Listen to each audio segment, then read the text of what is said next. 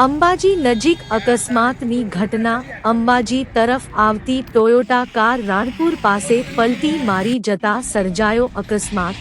વળાંકમાં steering પરનો કાબુ ગુમાવતા કારે પલટી મારી. કારમાં સવાર 4 મુસાફરો પૈકી 2 ને ગંભીર ઈજા. કોઈ જાનહાનિના સમાચાર નહીં. અંબાજી મંદિર ટ્રસ્ટનું ફાયર ફાઇટર તાત્કાલિક ઘટના સ્થળે પહોંચી કારમાં ફસાયેલા લોકોને બહાર કાઢ્યા.